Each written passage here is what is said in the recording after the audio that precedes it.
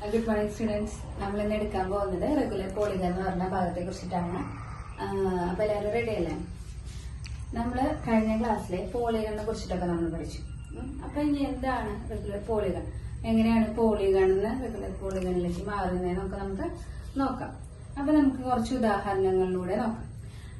നമ്മൾ പോളിഗൺ എന്ന് പറഞ്ഞാൽ എന്താ, മൂന്നോ അതിലധികമോ വശങ്ങളുള്ള ഒരു അടഞ്ഞ ജ്യാമിതീയ രൂപത്തെയാണ് നമ്മൾ പോളിഗൺ എന്ന് പറയുന്നത്. അതായത് ബഹുഭുജങ്ങൾ എന്താണ് പറയുന്നത്.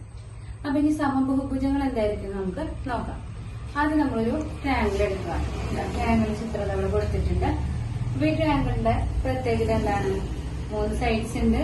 അത് ഈ ട്രയാങ്കിളിന്റെ പ്രത്യേകത ഈക്വൽ ആണ്. അതുപോലെ തന്നെ 3 ആംഗിളുകളും എന്താണ്, ഈക്വൽ ആണ്. അപ്പോ ഇങ്ങനത്തെ ട്രയാങ്കിൾ നമ്മൾ എന്താ പറയാ, സമബഹുഭുജങ്ങൾ എന്നാണ് നമ്മൾ പറയാറ്.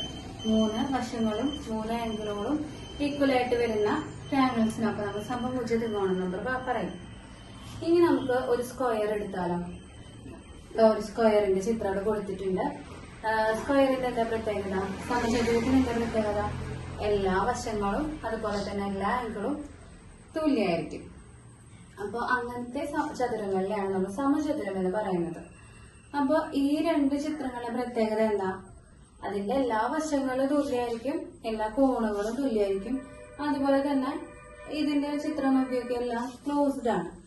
അപ്പൊ നമുക്ക് എന്താ പറയാം, നമുക്കപ്പോ ഇത് രണ്ടും എന്താ, സമബഹുഭുജങ്ങളാന്ന് പറയാം. അതായത് പോളിഗണാണ്, പിന്നെ എല്ലാ വശങ്ങളും എല്ലാ കോണുകളും തുല്യമാണ്.